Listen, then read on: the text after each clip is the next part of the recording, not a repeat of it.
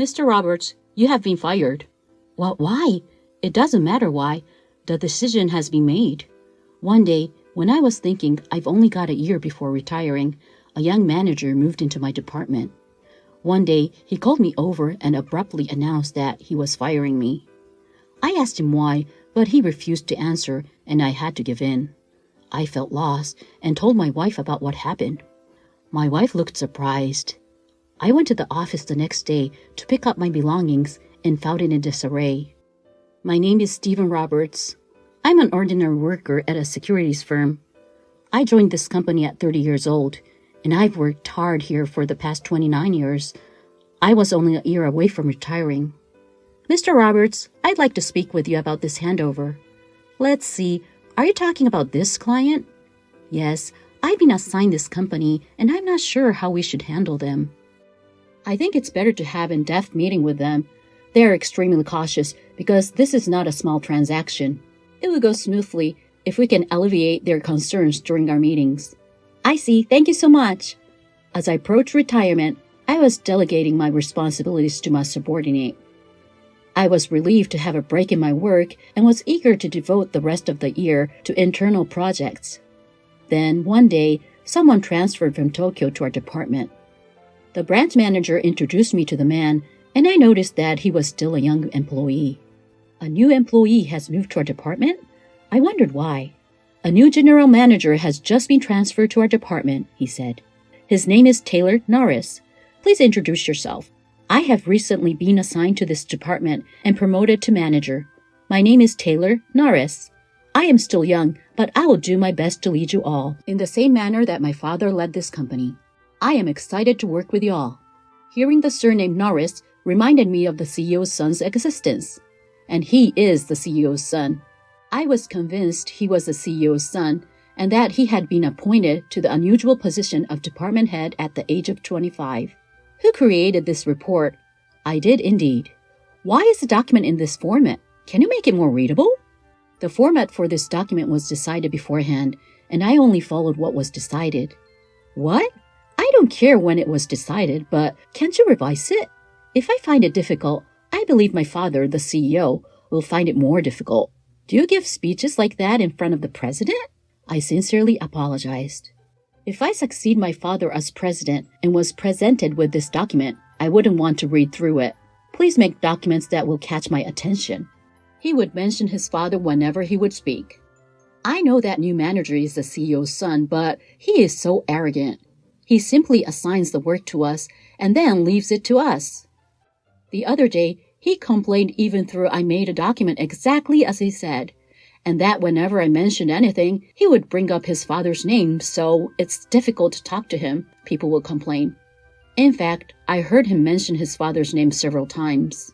I didn't pay attention to him because I was going to retire in a year.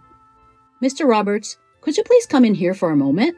Can I assist you with something? Let's talk in private in a meeting room. Certainly. I returned after my lunch break to resume my work, but I was immediately summoned by the manager. I wondered what I had done wrong as I was suddenly summoned to a meeting. Was it about the new client? Or was there an issue with a previous client? Or was it something more serious? I had no idea why I had been summoned. Sir, am I in any trouble? Is it something else entirely? No, it's just a different matter. I asked what the meeting was about but wasn't told any details and was asked to come to the meeting room. So as I went to the meeting room, I was thinking about why I was summoned. Well, please have a seat, he said. Yes, sir. I'm going to be direct. Mr. Roberts, you are fired. I was taken aback by the abrupt announcement of my dismissal and found myself at a loss for words. As he speaks, the manager holds out the termination letter from across the table, but I'm trying to remember what I've done, so his voice gone right past me. I tried to ask him why and managed to wring a voice out. However, the manager did not provide the specific reason for the dismissal, but simply replied, "This matter has already been decided." Unsatisfied with the answer, I repeatedly asked for a reason, only to be brushed off with, "It's a decision that's been made. You are retiring next year anyway, so why think of it as an early retirement?"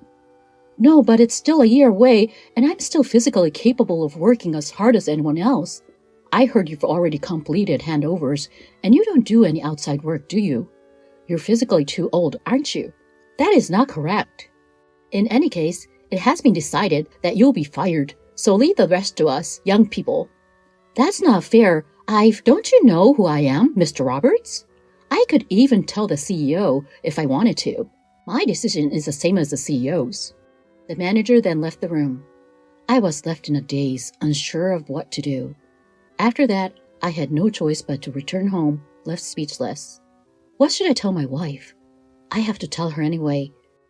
My mind was racing as I drove home, wondering what I was going to tell my wife and whether I would cause her unnecessary worry. I'm home. Welcome home. I've made dinner. I'll get changed and be there right away. I returned home with a heavy heart and decided to talk to my wife about my firing during dinner. I have something important to tell you, I explained. Has it anything to do with you feeling down when you got home today? Yes, I have been laid off from my job. I couldn't look my wife in the eyes as I spoke. I couldn't help but look down, worried about how much I would disappoint her when I heard a surprising response. I'm so happy you have left your company at last.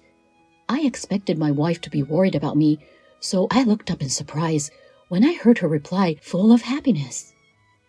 You've put in so much effort. Let's take it easy from now on. When I looked at my wife's face, she was smiling and seemed to be in a good mood. And my wife held no grudge against me for being fired. Well, I'm off to work, she said. Have a safe journey. I'm just going to get my stuff and will return early. I went to the office the next day to gather my belongings. The atmosphere in the office was unusual when I entered as usual. What is its identity? Who did it? What's wrong with this client? There's a phone call for you, sir. Another phone call in these circumstances? When I arrived on my floor, the manager was in a panic. What's happened this morning? I asked.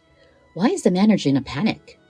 Well, I just heard that our major clients are calling to cancel their contracts one by one, and we don't know why, my colleague explained. When I asked my colleague what was causing the uproar, he told me that there had been a string of cancellation by large clients today. As a result, the person in charge of each major client was in constant contact, and the manager was frustrated because he couldn't figure out what was wrong. Even after noon, things had not improved. The number of contracts cancelled had increased since the morning, and the general manager's face was pale. Despite the situation, I felt I had to make a final speech, so I approached the manager, but he said, I'm not in the mood for this right now. Can we finish this later? He brushed me aside. So I said my goodbye to the other employees. While I was greeting them, the manager's voice could still be heard, echoing around the room. Are you in contact with them? It will be a significant loss if we get any more cancellations. Do you realize that if that happens, the first people to be fired will be those below you? But I've been trying to contact my clients since this morning. Then consider going directly to the company to apologize. You are completely useless. This is why you can't get promoted. Please be more considerate in your work if you are supposed to be in charge. You don't need to be so harsh. What is a problem? Are you going to talk back to me? Do it after you have solved this problem. The general manager continued cursing at his subordinates, switching targets one after the other. I couldn't even say goodbye in such circumstances, so I quickly packed my belongings and returned home. Well, since I've already been fired, there's nothing I can do to find out why. When I told my wife about the situation at work, she laughed and said, Oh, your company, they actually had a lot of contracts with our group companies. My company, you see, owns a number of restaurants. So I had contracts with the company you worked for, but I canceled them all. Why would you do such a thing? Are you sure it's because I was laid off? Well, that's one reason, but I didn't think much of your company in the first place.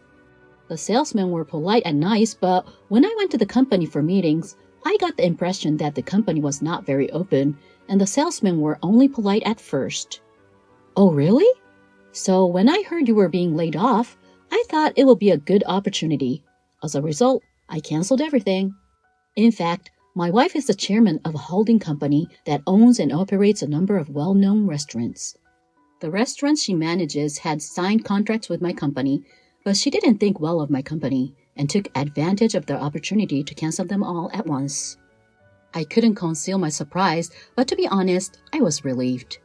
It's unfortunate that you had to leave your job due to the restructuring, but let's take it easy from now on, she said. I agree, it's a little early for me, but I'll take it easy. Yes, you've worked so hard all along, and I like to spend some time with you now that I'm stepping down as chairman. I've already chosen my replacement. Despite being laid off, I had been with the company for 29 years and had enough savings. And my wife said that due to my early retirement, she will hand over the chairmanship to her successor. We entered into an early retirement and started spending our days leisurely.